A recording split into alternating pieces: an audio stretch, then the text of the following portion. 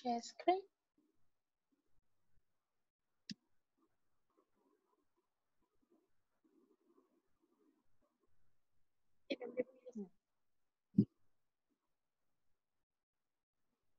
Yes, first.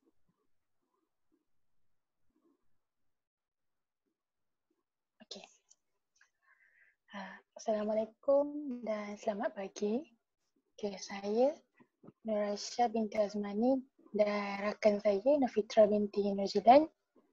Kami diberi tajuk ekonomi China Malaysia. Jadi hari ini kami akan membuat pembentangan dengan tajuk topik bincangkan kerjasama ekonomi antara China dan Malaysia. Okay, seterusnya outline.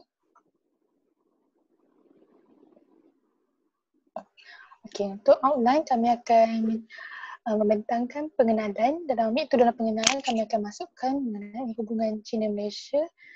Itu yang pertama hubungan China dan Tanah Melayu, dan yang kedua hubungan China dan Malaysia, dan seterusnya hubungan China dengan ASEAN, dan kesemuanya akan nyatakan dalam bentuk akan nyatakan secara kronologi. Dan seterusnya kami akan masuk kepada isi, iaitu projek kerjasama antara Malaysia dan China, dan kami telah memilih 3 projek, iaitu Tui Industrial Park, Bandar Malaysia dan juga projek ECRM. Dan seterusnya kami akan akhiri dengan kesimpulan. Okey, untuk pengenalan saya akan menyerahkan kepada rakan saya Nafitra untuk memulakan pengenalan. Okay. Untuk pengenalan saya akan mulakan dengan hubungan China Malaysia, iaitu yang bermula dengan hubungan China dan Tanah Melayu. Hubungan antara China dan Tanah Melayu telah wujud sejak Kesultanan Melayu Melaka lagi, dan pada ketika itu hubungan antara China dengan Tanah Melayu tertumpu kepada bidang perdagangan, dan pada ketika itu juga pedagang daripada China menjalankan perniagaan di Tanah Melayu dan bagi mendapatkan barangan daripada negara barat. Pedagang daripada China berdagang barangan seperti kain sutera dan tembikar. Manakala pedagang Tanah Melayu pula berdagang barangan seperti rempah ratus dan biji timah. Hubungan antara China dengan Tanah Melayu terjalin semula selepas Tanah Melayu mencapai kemerdekaan, dan pada ketika itu hubungan antara China dan Tanah Melayu tidak lagi tertumpu kepada hubungan perdagangan saja, malah hubungan tersebut terjalin juga dari segi hubungan diplomatik. Seterusnya untuk hubungan China-Malaysia. Hubungan China-Malaysia telah bermula sejak 1974 selepas beberapa tahun Tanah Melayu mencapai kemerdekaan, dan hubungan ini terjalin apabila Tun Abdul Razak sendiri yang memulakan inisiatif, iaitu beliau mengadakan lawatan rasmi ke Beijing pada 13 Mei 1974, dan langkah ini merupakan inisiatif awal Malaysia pada ketika itu kepada dasar luar Malaysia yang cuba melaksanakan polisi berbaik-baik dengan negara komunis. Pada ketika itu Malaysia memegang dasar, iaitu dasar terkecuali, dan pada tahun 1974 juga Malaysia menjadi antara negara pertama di rantau Asia Tenggara yang menjalinkan hubungan berbaik-baik dengan China. Seterusnya hubungan ini terus berkembang. Pada tahun 1989 hubungan ini terus berkembang dan bertambah erat selepas berlakunya pembubaran PKM, iaitu Parti Komunis Melaya. Malaysia yang sebelum ini mempunyai pandangan negatif terhadap China mula mengubah persepsinya terhadap China sebagai sebuah negara dan sebagai sebuah ejen kepada kestabilan terantau. Dan sehingga kini juga hubungan antara China dan Malaysia terjalin dalam semua peringkat dan pelbagai bidang yang melibatkan bidang politik, ekonomi, perdagangan, gantungan dan lain-lain. Dan pada tahun 2002,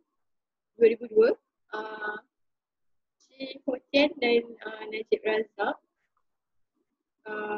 telah mengadakan satu perjumpaan, iaitu apabila Chi Ho Tien datang ke Malaysia dan mengadakan pertemuan dengan Datuk Seri Najib Tun Razak yang pada ketika itu merupakan Menteri Pertahanan. Kedua-dua mereka merupakan Menteri Pertahanan bagi kedua-dua negara. Dan pada tahun 2003, iaitu pada September 2003, pada ketika itu Timbalan Perdana Menteri Abdullah Badawi telah tiba di Beijing untuk membincangkan tentang hubungan bilateral antara kedua-dua negara, iaitu antara China dan Malaysia. Dan kedua-dua negara tersebut telah mencapai satu sepakat dan bersetuju untuk menjadikan tahun 2004 sebagai tahun di mana Malaysia-China Friendship Year. Dan pada tahun 2004, pada ketika itu, Abdullah Badawi telah pun menjadi Perdana Menteri Malaysia. Sekali lagi, telah mengetuai delegasi diplomatik dan perdagangan ke China yang juga merupakan tahun di mana berlakunya sambutan ulang tahun perhubungan antara Malaysia-China Friendship Year. Seterusnya saya serahkan kepada Aisyah. Okey. Saya akan menceritakan secara ringkas hubungan antara ASEAN dan China. Okey. Sebenarnya kita sedia maklum, Malaysia ni adalah salah sebuah 10 negara anggota ASEAN. Dan kenapa penting untuk kita ceritakan penglibatan ASEAN dan China, kerana melalui hubungan kerjasama ASEAN, terutama hubungan kerjasama ekonomi antara ASEAN dan China telah menjadi satu asas kepada perkembangan untuk kerjasama ekonomi bilateral antara Malaysia dan China. Okey, jadi saya akan ceritakan secara ringkasnya. China telah menyatakan hasrat untuk menyertai ASEAN pada tahun 1991 ketika mesyuarat di ASEAN Ministerial Meeting AAM yang ke-24. Waktu itu China menjadi tetamu undangan bagi kerajaan Malaysia, yang mana kerajaan Malaysia telah menjemput China untuk ke Kuala Lumpur kerana mesyuarat pada ketika itu diadakan di Kuala Lumpur. Dan China telah mendapat respon yang baik. Bila itu pada tahun 1997, pada tahun 1996, China telah mendapat status sebagai rakan dialog yang sepenuhnya ketika di mesyuarat yang sama juga, mesyuarat AAM yang ke-29 yang diadakan di Jakarta, Indonesia ketika itu. Dan seterusnya pada tahun 1997, seperti dalam timeline yang dinyatakan, sidang ASEAN Plus 3 pertama diadakan. Dan yang kita tahu, sidang ASEAN Plus 3 ini adalah rangka kerjasama ASEAN dan juga 3 negara Asia Timur, yang salah satunya adalah China, Jepun dan juga Korea Selatan. Dan ini telah merancangkan lagi untuk China menjalinkan hubungan kerjasama, terutamanya dalam kerjasama ekonomi. Oleh itu pada tahun 2002, ASEAN-China Framework Agreement telah berlaku. Ini ketika sidang ASEAN-China yang ke-6.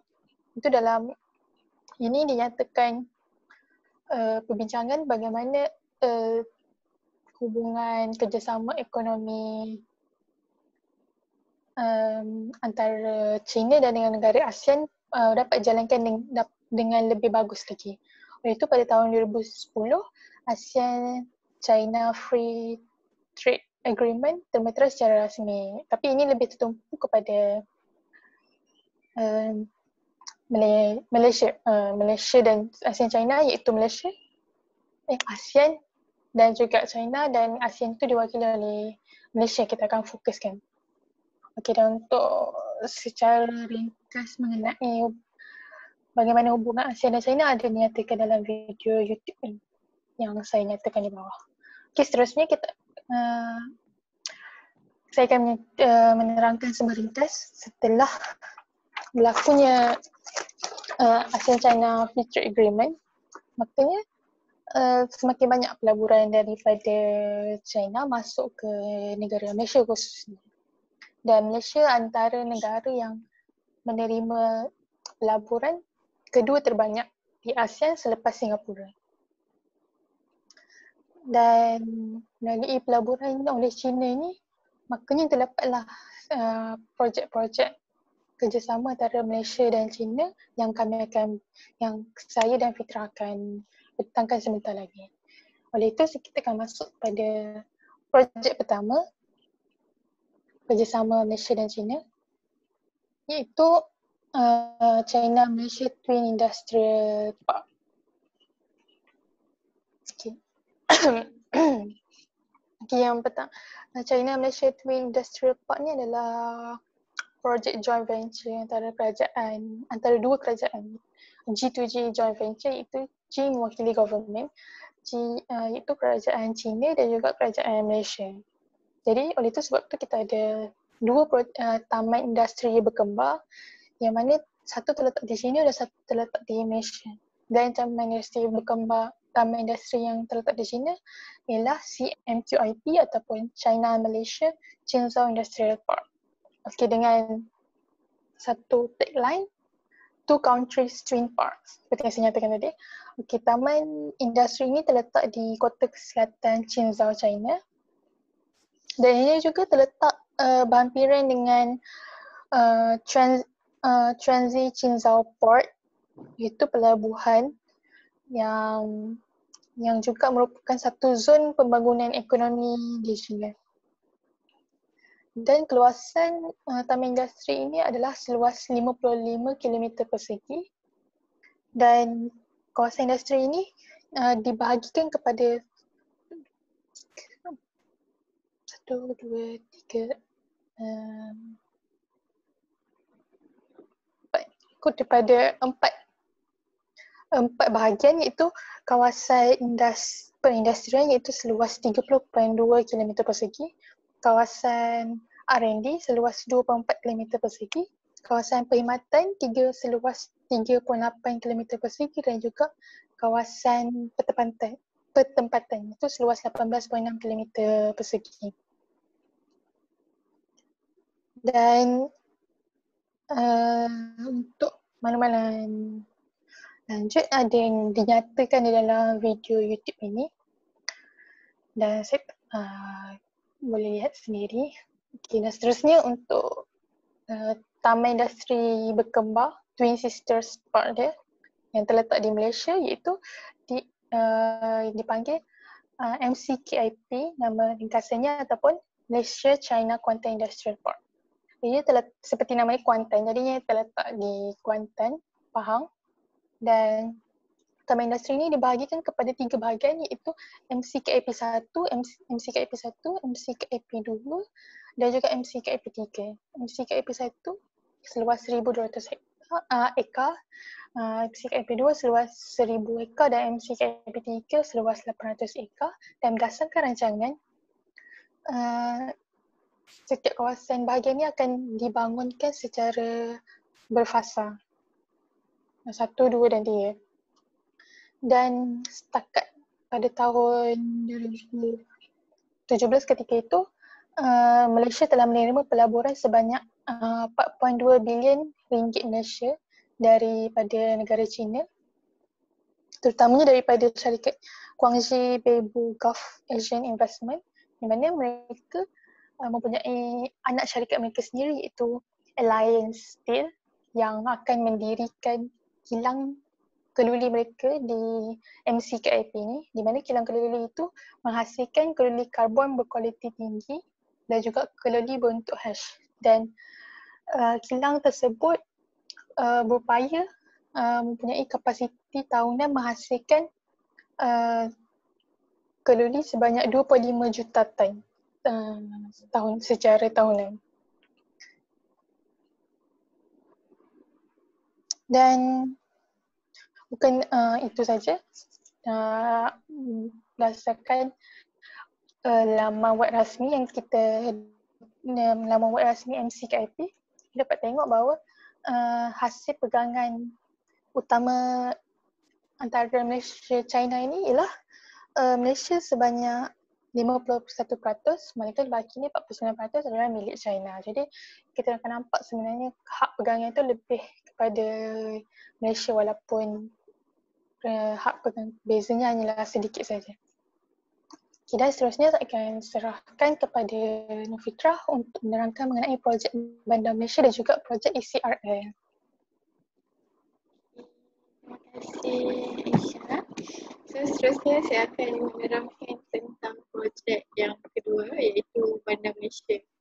Bandar Malaysia merupakan satu pembangunan yang berorientasikan transit yang terletak di Kuala Lumpur dan ia juga terletak di antara lokasi iaitu di antara terminal kereta api yang berkelajuan tinggi. Dan Bandar Malaysia ini dikatakan dapat menghubungkan Malaysia dengan Singapura dan memendekkan tempoh perjalanan dalam masa 90 minit sahaja. So, Bandar Malaysia juga dikatakan akan menjadi pintu masuk ke ibu negara dan bandar yang telah ditetapkan standard mereka bentuk untuk bandar transformasi pada masa hadapan di Malaysia dan juga di Asia Tenggara. Bandar Malaysia ni juga dianggap sebagai global green gateway. Bandar Malaysia dikatakan akan menjadi sebuah destinasi antarabangsa kerana ia mampu menghubungkan antara Malaysia dengan Singapura sendiri. So, Bandar Malaysia dikatakan akan mengubah tapak bekas pengkalan tentera yang seluas 486 ekar menjadi sebuah hub pelancongan, hub perdagangan, budaya dan inovasi. Dan Bandar Malaysia dikatakan akan menjadi sebuah penempatan kepada 220,000 orang yang memainkan peranan penting dalam pertumbuhan sebuah ekonomi negara itu sendiri.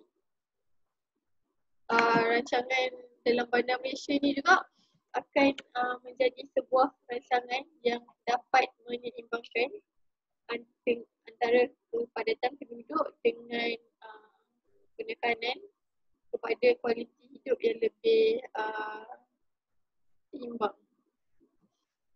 Di sini saya ada letakkan link video untuk maklumat lanjut dan penerangan lebih lanjut mengenai Bandar Malaysia. Terusnya saya akan terangkan pula tentang ECRL. ECRL dikenali sebagai East Coast Rail Link. ECRL merupakan projek besar yang jadi kerjasama antara Malaysia dan China dalam ekonomi dan perdagangan. ECRL ni bertujuan bagi meningkatkan hubungan kedua-dua negara dan juga untuk meningkatkan kerjasama ekonomi dan perdagangan antara kedua-dua negara. ECRL ni merupakan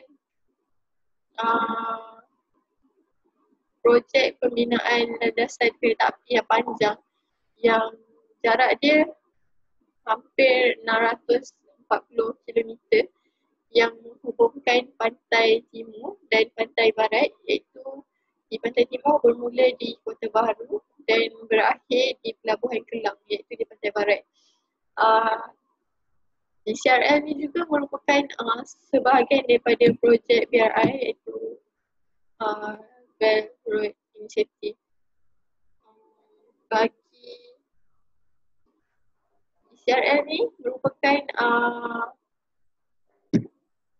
projek yang dibangunkan atau diberi kepercayaan oleh syarikat China iaitu syarikat China Communication Construction Company CCC yang menjadi usaha sama 50-50 dalam kerjasama CCC dengan Malaysia Rail Link.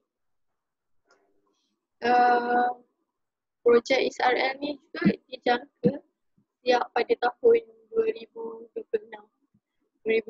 Namun pada tahun lepas, projek ini dikatakan telah dihentikan buat seketika disebabkan oleh Malaysia menghadapi masalah dari segi modal yang diterima, masalah kewangan Malaysia sendiri menyebabkan projek ECRL ni dihentikan buat sementara waktu. Dan pada hujung 2019 juga Perdana Menteri Malaysia pada ketika itu Dr. Mahathir telah memberi satu kenyataan bahawa projek ECRL ini akan disambungkan semula dan dijangka siap pada awal tahun 2027.